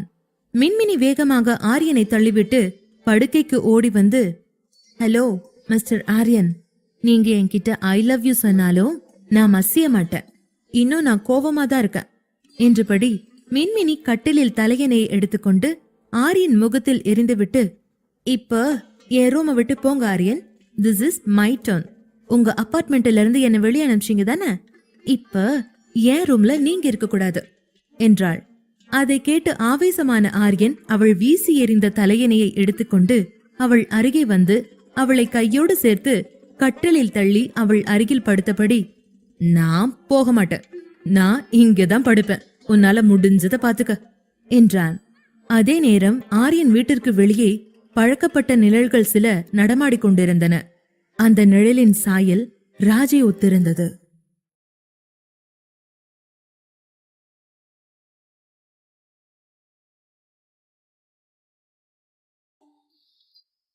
பாகம் 94. ஆரியனுக்கும் மின்மினிக்கும் நடுவே பூனை சண்டைகள் வர ஆரம்பித்தது. நான் எங்கேயும் போக முடியாது, நீ என்ன பண்ணுவேன்னு பாக்குற என்றான் ஆரியன். மின்மினி கண்களை சுருக்கி, வேணா ஆரியன், மரியாதையா வெளியே போங்க என்றாள். அதை கேட்டதும் வாய்ப்பில்ல, நான் போக மாட்டேன் என்றான். அதன்பின் ஆரியன் மின்மினியை தன் கைகளில் புத்திக் கொண்டு, நான் சொன்னது நடந்துகிட்டது எல்லாமே தப்புதான், ஒத்துக்கிற. ஆனா நீ இப்ப என்ன பண்ணிட்டு இருக்கேன்னு யோசிச்சியா மினி? புருஷன் கூட ஒன்னா வாழணும்னு விரதம் இருந்துட்டு இப்ப அவனையே வெளியே போக சொல்ற, பத்தாததுக்கு அவனை அடிக்க வேற செய்யற என்றான். மின்மினி அவன் சொல்வதை கேட்டு, ஆமா ஆமா, ஊர்ல எந்த புருஷன் தன்னோட பொண்டாட்டியை வேணும்னே காயப்படுத்துறான், மத்தவங்க முன்னாடி அவமானப்படுத்துறான்னு சொல்லுங்க பாக்கலாம் என்றாள். அதன்பின் சீலிங்கில் லைட் ரிஃப்ளெக்ஷனில் தெரிந்து கொண்டிருக்கும் நேரத்தை சரிபார்த்தாள். அப்புறம் இப்ப மணி 12:45. நான் ஒன்னும் விரதம் அன்னைக்கு உங்களை அடிக்கல, அதுக்கு அடுத்த நாள்ல தான் அடிச்சிருக்கேன் என்றாள். மின்மினியின் பேச்சை கேட்டு ஆரியன் சிரித்தான். இந்த பேரழகியிடம் இனி என்ன பேசினாலும் வேலைக்காகாது என்பது அவனுக்கு புரிந்தது. ஆரியன் மின்மினியின் மார்பில் தலை வைத்து கண்களை மூடினான். அவளை பார்த்ததில் இருந்து அலைபாய்ந்து கொண்டிருக்கும் அவன் மனதை அமைதிப்படுத்த விரும்பினான். அவளை பார்க்காத நாட்களில் அவனுடைய நிம்மதி காணாமல் போயிருந்தது. மின்மினி ஆரியனின் தோள்களை அவளிடமிருந்து விலக்க முயன்றாள். ஆனால் அவன் அவளை விட்டு நகரவில்லை. மாறாக மின்மினியின் மார்பில் தன் முகத்தை மறைத்தான். மின்மினி ஆரியனின் தோள்களில் கைகளை வைத்தபடி, ஆரியன் எந்திரிங்க, எத்தனை தடவை சொல்றது, நான் உங்க பில்லோ இல்லன்னு என்று சொன்னாள். ஆனால் ஆரியன் அவள் பேச்சை கேட்டு எந்த பதிலும் சொல்லவில்லை. மின்மினி அவனை தன்னிடமிருந்து விலக்க விரும்பினாள்.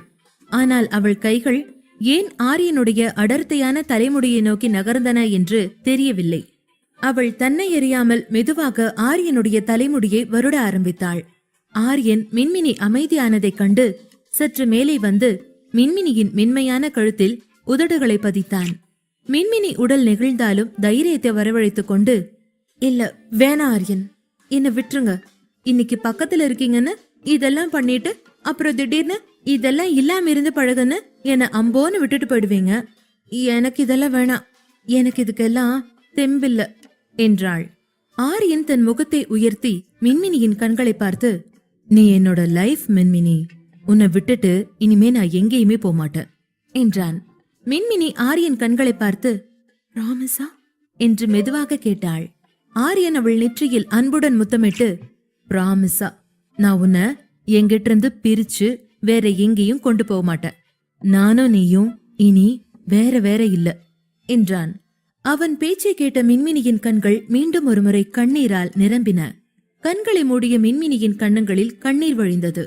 ஆரியன் மின்மினியை பார்த்து, ஆரம்பிச்சுட்டாடா, ஒன்னு ஆக்ஷன் ஹீரோயின் மாதிரி அதிரடியா ஏதாவது செய்வா, அப்படி இல்லைனா சீரியல் ஹீரோயின் மாதிரி அழுதுகிட்டே இருப்பா, அவதான நீ என்றான். ஆரியன் சொன்னதை கேட்ட மின்மினி லேசாய் புன்னகைத்து மீண்டும் அழ ஆரம்பித்தாள். ப்ளீஸ் ஆரியன், நெக்ஸ்ட் டைம் நமக்குள்ள சண்டை வந்தா என் மேல எவ்வளவு வேணா கோவப்படுங்க, ஆனா என்ன தனியா விட்டுட்டு மட்டும் போயிடாதீங்க என்றாள். அதன்பின் மின்மினி ஆரியனை நெருங்கி அணைத்துக் கொண்டாள். ஆரியன் அவள் தலையில் முத்தமிட்டான். மின்மினி ஆரியனிடமிருந்து விலகி தலையணையில் தலையை வைத்து சாய்ந்தபடி ஆரியனை முறைக்க, ஆரியன் இப்போது அவளை நெருங்கி அவள் கண்களை ஒவ்வொன்றாக முத்தமிட்டு, ஐ எம் சாரி கண்ணம்மா, நான் உன்கிட்ட நடந்துகிட்ட விதம் தப்புதான். நான் ஒரு நல்ல ஹஸ்பண்ட் இல்லதான், ஆனா கொஞ்சம் டைம் கொடு. எனக்கு இதெல்லாம் புதுசா இருக்கு, டக்கு டக்குன்னு என்னால மாற முடியாது என்றான். மின்மினி இன்னும் அவனையே பார்த்து கொண்டிருந்தாள். உங்க மேல கோவமா இருக்கணும்னு நினைச்சா கூட அத கொஞ்ச நேரத்துக்கு மேல என்னால கண்டினியூ பண்ண முடியல ஆரியன். மனசு மறுபடியும் உங்களை தான் சுத்தி சுத்தி வருது என்றாள். அதை கேட்ட ஆரியன் அவள் நெற்றியில் முத்தமிட்டு, same here, I love you to என்றான். அதன் பின், என் லிப்ஸை இனியும் டார்ச்சர் பண்ணாத மினி, உன்னை கிஸ் பண்ண அலோ பண்ண என்றபடி முத்தமிட ஆரம்பித்தான். மின்மினி தன்னுடைய ஒப்புதலை முத்தங்களை அனுமதிப்பதன் மூலம் ஆரம்பித்து வைத்தாள். முதல் முறையாக ஆரியனின் முத்தங்களுக்கான ஒத்துழைப்பை தந்தாள். கண்களை மூடி கிடந்த ஆரியன் தன்னை மறந்து, love you baby, I am sorry for everything என்றான். அதை கேட்ட மின்மினி அவன் கழுத்தை கட்டிக்கொண்டு அவன் மன்னிப்பை ஏற்றுக்கொண்டாள். ஆரியனுக்கு அதீத ஆனந்தம் பெருக்கெடுத்தது. அவன் மன்னிப்பை மின்மினி ஏற்றுக்கொண்ட தருணத்தை கொண்டாட விரும்பினான். அவளை முத்தமிட்டபடி அலெக்சாவை அழைத்தான். அவன் சொல்லி முடிப்பதற்குள் அலெக்சா வேக வேகமாக லைட்டை அணைத்துவிட்டு கண்களை மூடிக்கொண்டது. அந்த இருளிலும் தன்னையே பார்த்து கொண்டிருக்கும் ஆரியனின் கண்கள் மின்மினிக்குள் 1000 கோடி மின்னல்களை பாய்ச்ச மின்மினி அதை தாங்க முடியாமல் கண்களை மூடினாள். அதை பார்த்த ஆரியன் வசீகரமாய் புன்னகைத்தான். என்னாச்சு மின்மினி, என்ன பார்க்க பிடிக்கலையா? ஏன் கண்ணை மூடுற என்றான். கண்களை திறக்க முடியாமல் அந்த மாதிரி எதுவும் இல்ல என்று மட்டும் சொன்னாள். ஆரியன் அவள் கழுத்தில் முகம் புதைத்து, மின்மினி, நீ இப்ப எல்லாத்தையும் புரிஞ்சுக்க ஆரம்பிச்சிட்ட. ஒன்னே ஒன்ன தவிர, என்னோட லவ். லவ்னா அதுல லஸ்ட் இருந்தே ஆகணும் மின்மினி. அப்படி இல்லாம வெறும் லவ் மட்டுமே பண்ணிக்கிட்டு இருக்கிறதுக்கு நமக்கு ஃப்ரெண்ட்ஷிப் போதும், லவ்வர் தேவையில்லை. இல்ல வெறும் லஸ்ட் மட்டும் போதும்னா நமக்கு லவ்வர் தேவையில்லை. புரியுதா? என் காதல உன்கிட்ட முழுசா காட்ட இது மட்டும் தான் வழி. This is the best part in love. ஆனா நீ ஒரு நாள் கூட என்னோட லவ்வ முழுசா உணர்ந்ததே இல்ல மின்மினி என்று சொல்லிவிட்டு கொஞ்ச நேரம் சும்மா இருந்தான்.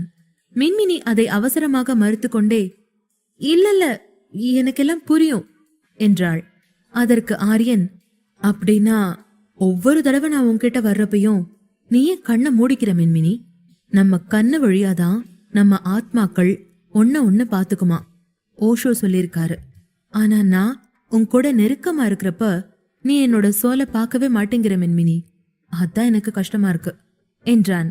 இந்த முறை ஆரியனின் பேச்சில் லேசாய் கோபத்தின் சாயல் இருந்தது. அதை கேட்டதும் மின்மினிக்கு லேசாய் பயம் வந்தது.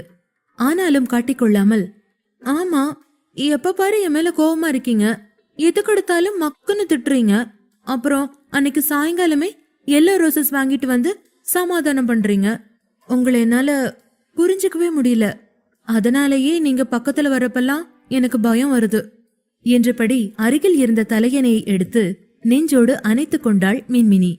அதை கேட்ட ஆரியன் வேகமாக அவளிடம் இருந்த தலையணையை பிடுங்கி எறிந்துவிட்டு அந்த இடத்தில் தன்னை பொருத்தி கொண்டான். மின்மினி ஆரியனின் அந்த திடீர் செயல்களை சமாளிக்க முடியாமல் திணறினாள். ஆரியன் புன்னகித்துக் கொண்டே அவள் முகத்தை கைகளால் ஏந்தினான். என்ன பாரு மின்மினி, இப்ப கூட நான் உன்னை எவ்ளோ லவ் பண்றேன்னு நீ புரிஞ்சுக்க வேணாமா? என் கண்ணை பாரு, நானும் நீயும் வேற வேற இல்லைன்னு புரிஞ்சுக்க ட்ரை பண்ணு என்றான். மின்மினி அதை கேட்டு கண்களை திறந்து பார்க்க ஆரியனின் கனிவான முகம் மங்கிய வெளிச்சத்தில் தெரிந்தது. அவன் கண்களில் காதலின் பளபளப்பு ஜொலித்தது. இந்த உலகத்தின் மொத்த பொக்கிஷமும் அந்த முகம்தான் என்பது போல அவன் முகத்தை தன்னுடைய மனதிற்குள் பதிய வைத்துக் கொண்டாள் மின்மினி. ஆரியனின் சூடான மூச்சுக்காற்று அவள் காதுகளுக்கு பின்னால் படர்ந்தது. திடீரென ஏதோ நினைத்து கொண்ட மின்மினி, ஆரியன் வேணாம், என்ன நீங்க கண்டிப்பா ஏமாத்துவீங்க என்றபடி அவனிடமிருந்து உருண்டு விலகினாள். அதை கண்ட ஆரியன், இந்த நேரத்துல என்ன டார்ச்சர் பண்ணாத Minmini, I want to make love என்றான். அதன் பின் மின்மினி எழுந்து உட்கார்ந்து கொண்டே, நாளைக்கு எனக்கு எக்ஸாம் இருக்கு, நான் சீக்கிரமா எழுந்து படிக்கணும், இன்னைக்கு ஒரு நாள் என்னை விட்டுருங்க, நாளைக்கு நான் நோ சொல்ல மாட்டேன் என்றாள் மின்மினி. அதை கேட்டதும் ஆரியனுக்கு சுருக்கென்றிருந்தது.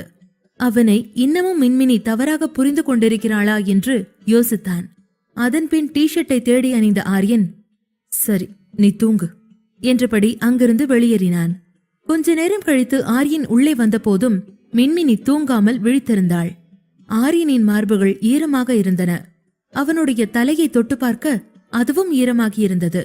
இந்நேரத்துக்கு எங்க போய் குளிச்சீங்க என்று மின்மினி கேட்க, இந்த வீட்ல நிறைய ரூம் இருக்கு மினி, அத மறந்துட்டியா என்றான் ஆரியன். நான் நோ சொன்னதுக்காக கோமா இருக்கீங்களா என்று மின்மினி கேட்க, கொஞ்சமாச்சும் அறிவோட பேச பழகு மின்மினி, ஏன் இன்னும் தூங்காம இருக்க? நாளைக்கு எக்ஸாம்ல போய் தூங்கிக்கலான்னு இருக்கியா என்று கேட்டான். இல்ல, நீங்க கோச்சிட்டு போன மாதிரி இருந்துச்சு, அதான் தூங்க முடியல என்றாள் மின்மினி. அதை கேட்ட ஆரியன், மரியாதைய தூங்கிரு மின்மினி, அப்புறம் உன்னை நான் ஏதாவது பண்ணிட்டேன்னு அழுதா அதுக்கு நான் பொறுப்பு கிடையாது. எனக்கு உன் கண்ணை பார்த்தா உன்னை தின்னனு போல தோணும், அதனால கண்ணை மூடிட்டு தூங்கு என்றான். ஆரியன் தன் மீது கோபப்படவில்லை என்பதை உணர்ந்த மின்மினி நிம்மதியாக அவனை இறுக கட்டிக்கொண்டு தூங்க ஆரம்பித்தாள். ஆரியன் மின்மினியின் தலையில் முத்தமிட்டு பிறகு அவளது தலைமுடியை வருட சிறிது நேரத்தில் மின்மினி தூங்கிவிட்டாள். ஆரியன் மின்மினியின் கன்னத்தை அன்புடன் தட்டிவிட்டு கண்களை மூடினான். மறுபுறம் விகாஷ் வீட்டில் விகாஷின் அப்பா பிரதாப் கோபத்தில் முகம் சிவந்து நரம்பு புடைக்க கத்திக் கொண்டிருந்தார். உன்னை என்ன பண்ணா தேவல விகாஷ், கொஞ்சமாச்சும் பொறுப்போட நடந்துக்கிறியா? உனக்காக அந்த பொண்ணு சிவானி நாள் முழுக்க விரதம் இருந்தா. அவளை வந்து பார்த்து அந்த விரதத்தை முடிச்சு வைக்க கூட உனக்கு தோணல இல்ல என்றார் பிரதாப். விகாஷ் ஏதோ சொல்ல வாயெடுத்தான். டாட், நான் உங்ககிட்ட கொஞ்சம் பேசணும் என்று அவன் சொல்ல ஆரம்பிப்பதற்குள் பிரதாப் கோபத்துடன், உன்னோட எந்த ரீசனையும் நான் கேட்க தயாரா இல்ல விகாஷ் என்றார். அதன் பின், முதல்ல நீ ஒரு பொண்ணோட சுத்திட்டு இருக்கியே அத நிறுத்து விகாஷ். அவ கண்டிப்பா உனக்கும் சிவானிக்கும் நடுவுல பெரிய சிக்கலை உண்டு பண்ண போறா. குறைஞ்சபட்சம் எனக்கும் தாத்தாவுக்குமாவது மரியாதை கொடு. இந்த காலனி முழுக்க என்னென்னமோ பேசிக்கிறாங்க, என்னால காது கொடுத்து கேட்க முடியல என்றார். பிரதாப்பிற்கு ஆரம்பம் முதலே ஸ்ருதியை பிடிக்கவில்லை. திடீரென எங்கிருந்தோ வந்த ஒருத்தி தன்னுடைய மகனை கொண்டு போவதை அவர் மனம் விரும்பவில்லை. அவள் வந்ததில் இருந்தே விகாஷ் அவன் வசம் இல்லை. அது அவனுடைய அப்பாவான பிரதாப்பிற்கு நன்றாகவே புரிந்திருந்தது. நீ சொல்றத நான் கேட்டது வரைக்கும் போதும் விகாஷ். உனக்கும் சிவானிக்கும் அடுத்த மாசம் கல்யாணம். அத மனசுல வச்சுக்கிட்டே நீ நடந்துக்க. அதான் இந்த குடும்பத்துக்கு நல்லது என்றபடி அங்கிருந்து வெளியேறினார் பிரதாப். விகாஷ் சோர்வாக அவனுடைய அறைக்கு சென்றான்.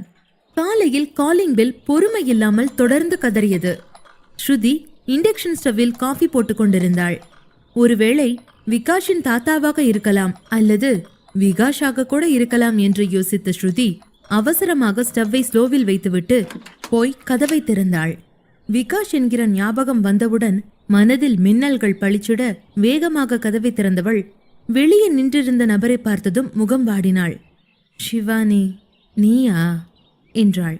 சிவானி அவளை ஒரு மாதிரியாக பார்த்தபடி, ஆமா நான் தான். நீ யார் எதிர்பார்த்த? ஏன் நான் உன் வீட்டுக்கு வரக்கூடாதா என்றாள். ஸ்ருதி வலுக்கட்டாயமாக சிரிப்பை வரவழைத்தபடி, அஃப்கோர்ஸ், உள்ளவா சிவானி என்று சிவானி உள்ளே வர வழிவிட்டாள் ஸ்ருதி.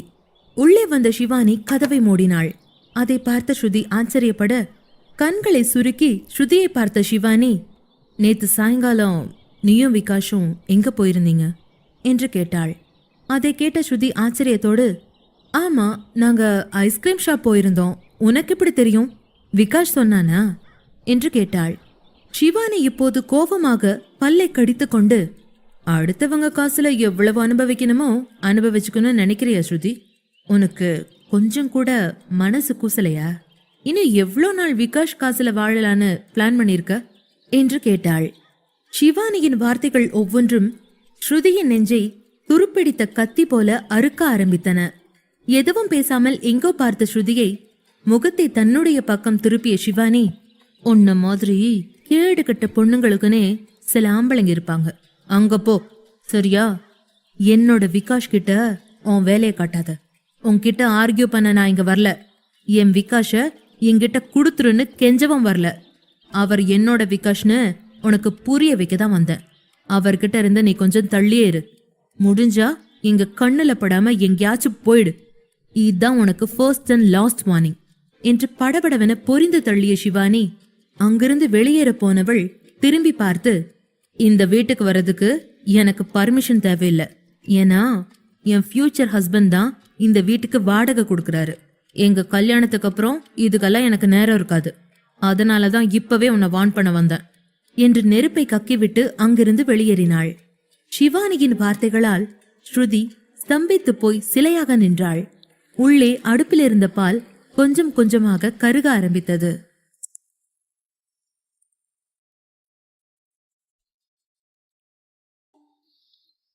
பாகம் 95. காலையில் விகாஷ் கண்களை திறக்க முடியாமல் திறந்து வெளியே வானம் பார்த்தான். தலை அதிகமாக கனத்தது.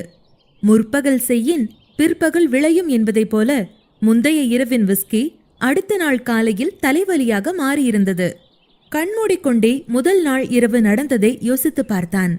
அதன் பின்னர் வேகமாக எழுந்து அவனுடைய அன்றாடங்களை ஆரம்பித்தான்.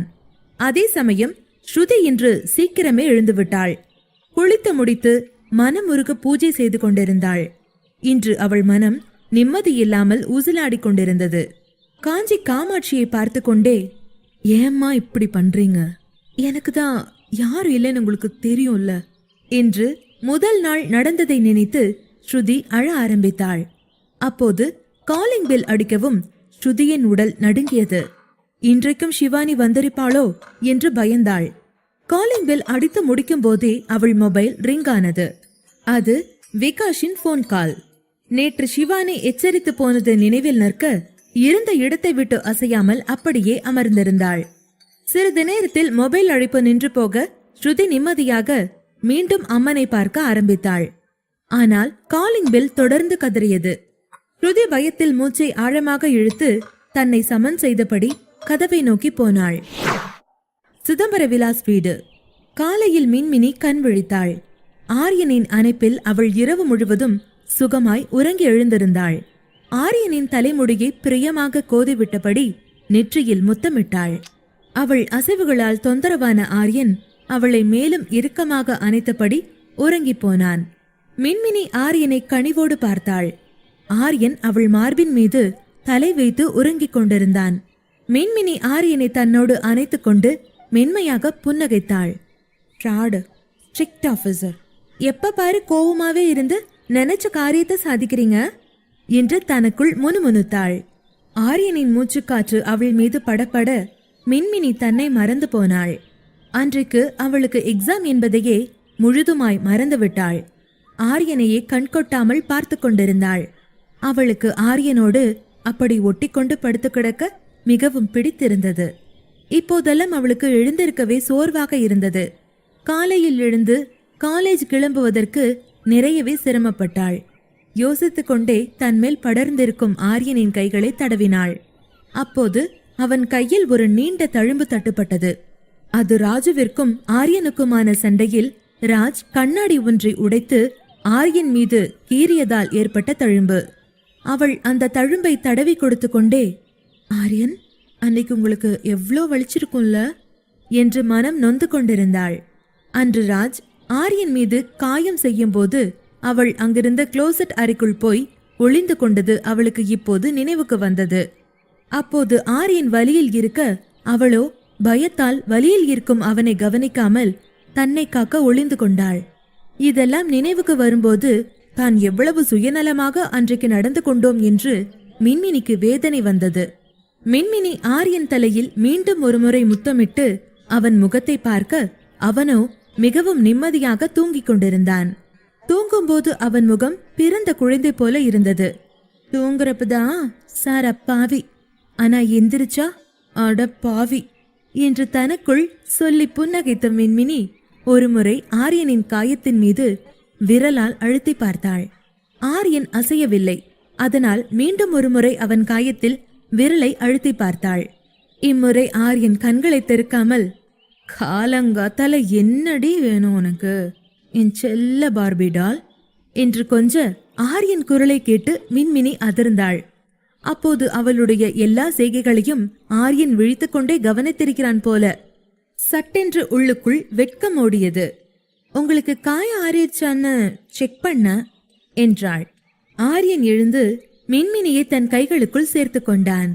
ஆரியன் மின்மினியின் கன்னங்களை தடவிக்கொண்டே, நீ தொட்டப்புறம் வலி போயிடுச்சு என்று ஆரியன் குனிந்து மின்மினியின் உதடுகளை மெதுவாய் தொட்டு குட் மார்னிங் என்றான். மின்மினி அமைதியாக அவனையே பார்த்து கொண்டிருந்தாள். ஆரியன் கையை நீட்டி போனை எடுத்து நேரத்தை பார்த்தான். அடுத்த நொடியே ஆரியன் அவளின் தோள்களை பிடித்து கொண்டு, ஓ மை காட் மினி, மணி என்ன தெரியுமா? 8 ஆச்சு. இன்னைக்கு உனக்கு எக்ஸாம் வேற என்று கூவ, என்னது மணி 8ஆ என்று மின்மினியும் அலறியபடி வேகமாக எழுந்து பாத்ரூம் நோக்கி ஓடினாள். ஆரியன் அவளை பார்த்து சிரிக்க ஆரம்பித்தான். இங்கே ஸ்ருதியின் வீட்டு காலிங் பெல் தொடர்ந்து கதற படபடக்கும் நெஞ்சை தட்டி கொடுத்து கொண்டே ஸ்ருதி கதவின் அருகே வந்து, வெளியில யாரு நிக்கிறது என்று கேட்க, அக்கா, நான் மனு, மனஸ்வினி என்கிற சத்தம் கேட்டதும் ஸ்ருதி, ஓஹ் நீதானா என்று நிம்மதி பெருமூச்சோடு கதவை திறந்தாள். கதவு திறந்தவுடன் விகாஷின் மாமாவின் மகள் மனு என்கிற மனஸ்வினி அவள் முன் நின்றாள். அங்குள்ளவர்கள் எல்லோரும் ஸ்ருதியை வேறு விதமாக பார்க்க மனு மட்டும்தான் ஸ்ருதியிடம் இயல்பாக பேசிக் கொண்டிருந்தாள். மனு ஸ்ருதியை பார்த்து, அக்கா, எத்தனை வாட்டி காலிங் பெல் அடிச்சேன், நீங்க ஏன் கதவை திறக்கல என்று கேட்க, ஸ்ருதி சற்று தயங்கி, நான் பாத்ரூம்ல இருந்த மனு என்றாள். அதை கேட்ட மனு சமாதானம் அடைந்தவளாக, சரி வாக்கா, கோயிலுக்கு போலாம் என்று அழைத்தாள். ஒரு நிமிடம் யோசித்த ஸ்ருதி, சரி, எனக்கும் மனசு சரியில்லை, நானும் கூட கோயிலுக்கு வரேன் என்றபடி அவளோடு கிளம்பினாள். விகாஷ் டியூட்டிக்கு கிளம்பி வெளியே வரும்போது மிக சரியாக ஸ்ருதியும் மனுவும் கோவில் தரிசனத்திற்கு புறப்பட்டனர். ஸ்ருதி தன் அருகில் வந்து கொண்டிருக்கும் விகாஷை பார்த்ததும் கையில் உள்ள பூஜை கூடையை இறுக பிடித்து கொண்டாள். உள்ளுக்குள் பதறினாள்.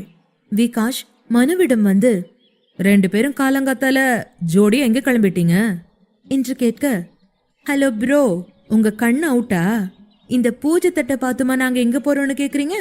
இதுல பெரிய போலீஸ் ஆபீசர் வேற என்று ஒரு கையை இடுப்பில் வைத்து கண்களை உருட்டி முறைத்து கொண்டே பேசிய மனு ஸ்ருதி பக்கம் திரும்பி, ஸ்ருதி, நீ விகாஷ் அண்ணனுக்கு வச்ச பேர் தான் சரியான பேர், சிரிப்பு போலீஸ் என்று சொல்லி வயிற்றை பிடித்து கொண்டு சிரிக்க ஆரம்பித்தாள். ஆமா, நான் போலீஸ் தான், அதுக்காக பாக்குற எல்லாரையும் இன்டர்கேட் பண்ணிட்டே இருக்க முடியுமா என்ன என்று கூறிய விகாஷ் மீண்டும் ஒரு முறை ஸ்ருதியை பார்த்தான். ஸ்ருதி தலை குனிந்து அமைதியாக நின்று கொண்டிருந்தாள். விகாஷை ஒருமுறை கூட நிமிர்ந்து பார்க்காமல் நின்று கொண்டிருந்தாள். விகாஷிற்கு ஸ்ருதியின் இந்த செயல் அவஸ்தையை கொடுத்தது. அவர்கள் இருவரும் விகாஷை கடந்து சென்றனர். விகாஷ் அவர்கள் செல்வதை பார்த்து கொண்டே இருந்தவன் திரும்பி தனது வீட்டை நோக்கி செல்ல, அங்கே அவனுடைய அப்பா பிரதாப் அவனையே முறைத்து கொண்டிருப்பதை பார்த்தான். அப்பாவை ஒரு பார்வை பார்த்தவன் அதன் பின் தலையை குனிந்து கொண்டே வேகமாக மாடியில் ஏறினான். மொட்டை மாடியை அடைந்ததும் விகாஷ் நீண்ட மூச்சை வெளியேற்றியபடி, அப்பாடா என்று இதயத்தில் கை வைத்து கண்களை மூடினான். அப்போது ஒரு குரல், அந்த பொண்ணு அவ்வளவு பிடிச்சிருக்குன்னா அவளை லவ் பண்றேன்னு அவகிட்ட சொல்லி தொலையண்டா என்றது. அது விகாஷின் தாத்தா தான். தாத்தாவின் குரல் கேட்டு விகாஷ் வேகமாக திரும்பி பார்த்தபோது அவனுடைய தாத்தா மொட்டை மாடியின் ஓரத்தில் நின்று கொண்டிருந்தார். வேஷ்டி சட்டை அணிந்து கண்ணாடி மூக்கு நுனியில் நிற்க அதன் வழியே விகாஷை பார்த்து சிரித்து கொண்டிருந்தார். விகாஷ் ஒன்றும் தெரியாதவன் போல முழித்தபடி, தாத்தா, லவ்வா? யார் மேல? எனக்கு நீங்க சொல்றது புரியல என்றான். தாத்தா விகாஷிடம் வந்து, அப்படியா, உனக்கு புரியல? இரு, மனுக்கு கால் பண்ணலாம், அவ உனக்கு சிறப்பா புரிய வைப்பா என்று சொல்ல விகாஷ் அதிர்ச்சியானான். விகாஷும் மனுவும் ரகசியமாக பேசிக்கொண்டதை தாத்தா கேட்டுவிட்டார். மனுவின் உதவியுடன் ஸ்ருதியை வீட்டிற்கு வெளியே வருமாறு ஏற்பாடு செய்தவன் சாட்சாத் விகாஷேதான். அவனுடைய போன் கால்கள் எதற்கும் அவள் பதில் அளிக்கவில்லை என்ற போதுதான் நேரில் போனால் நிச்சயம் கதவை திறக்க மாட்டாள் என்பது புரிந்தது. என்னவோ தெரியவில்லை, ஸ்ருதியை பார்க்காமல் விகாஷ் நிம்மதியில்லாமல் இருந்தான். அதனாலேயே மனுவின் உதவியை அவன் கோரினான். அதை அவனுடைய மிலிட்டரி தாத்தா எப்படியோ மோப்பம் பிடித்து விட்டார். தாத்தா கிண்டலாக சிரிக்க விகாஷ் தலையை குனிந்து கொண்டான். தாத்தா விகாஷை பார்த்து, உன் மனசுல என்னதான் நடக்குது விகாஷ்? அதுல யார் இருக்கா? ஸ்ருதியா இல்ல சிவானியா இல்ல காத்து வாக்குல 2 காதல் விஜய் சேதுபதி மாதிரி எதுனா புதுசா ட்ரை பண்றியா என்று கேட்டார். விகாஷ் அதற்கு மேல் அடக்க முடியாமல், தாத்தா, அப்படியெல்லாம் இல்ல, எனக்கு ஸ்ருதி மேலதான் லவ் ஃபீலிங் இருக்கு. சிவானிய லவ் பண்ணணும்னு நினைச்சாலே என்னால முடியல என்றான். இதை கேட்ட தாத்தா அவனை முறைத்தார். பின்னர் விகாஷை பார்த்து கோபமாக, சிவானிய லவ் பண்ணாம பின்ன எதுக்குடா அவளை கல்யாணம் பண்ணிக்க ஓகே சொன்ன என்று கேட்டார். அதற்கு விகாஷ், அப்பாவும் நீங்களும் ஆசைப்பட்டீங்க, அதுக்காக மட்டும்தான் நான் ஓகே சொன்னேன் என்றான். தாத்தா கொஞ்ச நேரம் யோசனையில் ஆழ்ந்தார். அதன் பின் விகாஷிடம், ஆனா சிவானியோட அப்பா நீயும் சிவானியும் லவ் பண்றீங்கன்னு என்கிட்ட சொல்லித்தானே இந்த கல்யாண தேதியை ஃபிக்ஸ் பண்ணாரு என்றார். என்னது, மாமா இப்படி சொன்னாரா? அவர் என்ன சொன்னாரு? ஒரு வரி விடாம என்கிட்ட சொல்லுங்க தாத்தா என்றான். சரி, இந்த பேச்சை தோட விடு என்று விகாஷின் தாத்தா அமைதியாகிவிட விகாஷும் தாத்தாவும் ஒருவரை ஒருவர் பார்த்து கொண்டனர். அதன் பின் விகாஷின் தாத்தா விகாஷிடம், என்னமோ தப்பா நடந்திருக்கலாம், இல்ல தப்பா புரிஞ்சிட்டு இருந்திருக்கலாம், நான் கொஞ்சம் யோசிக்கணும், நீ டியூட்டிக்கு கிளம்ப விகாஷ் என்றார். இங்கே ஆரியன் பங்களாவில் மின்மினி அவசர அவசரமாக தயாராகி கீழே சென்றாள். பூஜை அறையில் இறைவனை வணங்கிவிட்டு நேராக கிச்சனுக்குள் வந்தவள் விஜயின் கையில் இருந்து சாப்பாட்டு தட்டை வேகமாக பிடுங்கிக் கொண்டு அங்கேயே உட்கார்ந்து சாப்பிட ஆரம்பித்தாள். விஜி பதறி போய் மின்மினியை பார்த்து, அக்கா மெல்லமா சாப்பிடுங்க, நீங்க அங்க டைனிங் ரூம்ல போய் உட்கார்ந்து சாப்பிடுங்க, நான் உங்களுக்கு வேற தட்டுல எடுத்துட்டு வரேன் என்றாள்.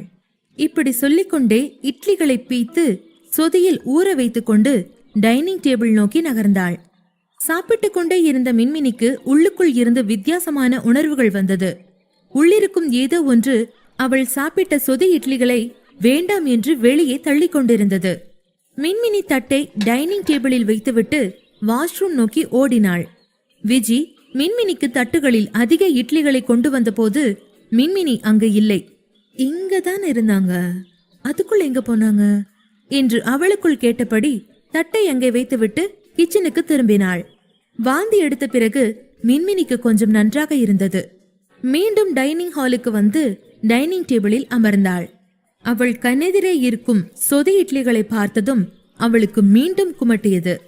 இட்லிகளை பார்த்து கொண்டே, என்னாச்சு, டீடாக்ஸ் டயட் பண்ணணும் போல, கண்டதையும் தின்னு தின்னு என் ஸ்டொமக் என் மேல கோபமா இருக்கு போல என்று தனக்குத்தானே பேசிக்கொண்டாள். சிறிது நேரத்தில் மற்ற அனைவரும் டைனிங் ஹாலுக்கு வந்தனர். அனைவரும் அவரவர் இடத்தில் அமர்ந்தனர். காந்திமதி தியாவின் வீட்டிலிருந்து திரும்பியிருந்தார். இன்று ஜார்ஜினாவும் வின்சென்ட்டும் வீட்டில் இருந்தனர். ஆரியனும் தயாராகி கீழே வந்து மின்மினியின் அருகில் அமர்ந்தான். ஐயா ஆரியனை ஒரு பார்வை பார்த்துவிட்டு காலை உணவை தொடங்கினார். மின்மினி யாருக்காகவும் காத்திராமல் காலை உணவை சாப்பிட ஆரம்பித்து விட்டாள். சொதி இட்லிகளை விட்டுவிட்டு இந்த முறை தோசையும் புளிச்சட்னியும் சாப்பிட ஆரம்பித்தாள். எக்ஸாம் பற்றிய கவலை கூட அவளுக்கு தெரியவில்லை. பசி கொன்றெடுக்க வேகமாக சாப்பிடுவதில் மும்முரமாக இருந்தாள். ஆரியனை தவிர வேறு யாரும் மின்மினியின் இந்த செய்கைகளை கவனிக்கவில்லை. படு வேகமாக சாப்பிட்டுக் கொண்டிருக்கும் மின்மினியை பார்த்து அவன் முகத்தில் புன்னகை தோன்றியது. மின்மினி அவளுடைய காலை உணவை வேறு யாரோ பறித்து விடுவது போல அவசர அவசரமாக சாப்பிட்டுக் கொண்டிருந்தாள். காலை உணவை முடித்துவிட்டு ஆரியனும் மின்மினியும் கல்லூரிக்கு கிளம்ப தயாராக இருந்தபோது லிவிங் ஏரியாவில் அமர்ந்திருந்த ஐயா மின்மினியை பார்த்து, மின்மினி, உன் முழு கவனமும் படிப்புல இருக்கணும், யாருக்காகவும் உன் எதிர்காலத்தை கெடுத்துக்க கூடாது, சரியா? இந்த வாட்டி உனக்கு நோ எக்ஸ்கியூசஸ், நல்ல மார்க் வாங்கணும் என்றார். மின்மினி ஆரியனை ஓரக்கண்ணால் பார்த்தபடி, சரிங்க ஐயா, நான் நல்லா படிக்கிறேன் என்றாள். ஐயாவின் வார்த்தைகளின் அர்த்தம் அங்கே நின்று கொண்டிருந்த ஆரியனுக்கு நன்றாகவே புரிந்தது. யாருக்காகவும் என்பதன் அர்த்தம் ஆரியன் மின்மினியின் படிப்பை வேறு எதற்காகவும் தொந்தரவு செய்யக்கூடாது என்பதாகும். ஆரியன் எதுவும் பேசாமல் மின்மினியின் கையை பிடித்துக்கொண்டு அங்கிருந்து கிளம்பினான். வெளியில் சித்தார்த் நின்று கொண்டிருந்தான். ஆரியன் சித்தார்த்தை பார்த்து, நான் மினியை டிராப் பண்ண போறேன், நீ கிளம்பு, நம்ம ஆபீஸ்ல மீட் பண்ணுவோம் என்று சொல்லிவிட்டு காரில் அமர்ந்து மின்மினியை கல்லூரியில் இறக்கிவிட்டு கிளம்பினான். ஆரியன் மின்மினியை கல்லூரியில் இறக்கிவிட்ட பிறகு அவன் காரை அலுவலகம் நோக்கி திருப்பினான். ஏதச்சையாக அவன் கண்களில் ஒரு விஷயம் தென்பட்டது. காரை நிறுத்தி ரிவர்வியூ மிரரில் அதை உற்று பார்த்தான். அதன் பின் அவனுக்குள்ளாக புன்னகைத்துக் கொண்டு காரை அலுவலகம் நோக்கி செலுத்தினான்.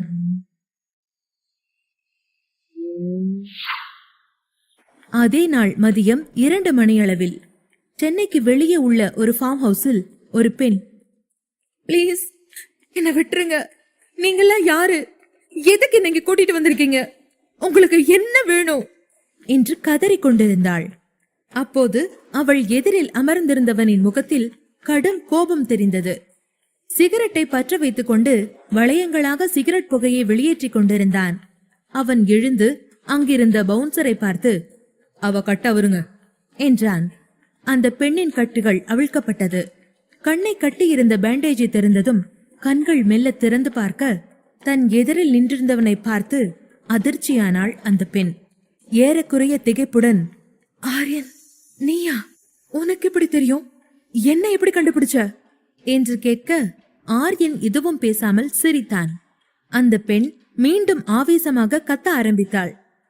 ஆரியன், என்னையே இங்க கூட்டிட்டு வந்தீங்க, என்ன விடுங்க, எங்க அப்பா எனக்காக வெயிட் பண்ணிட்டு இருப்பாரு என்றாள்.